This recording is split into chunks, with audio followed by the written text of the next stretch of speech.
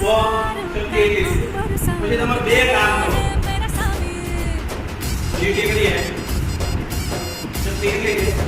બે કામ કરતા હોય. પછી 3 4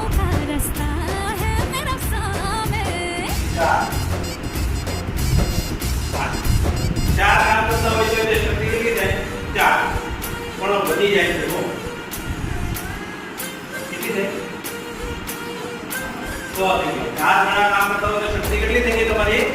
100. હવે જો તમે જેમ જેમ બિંદુ વધારતા જશો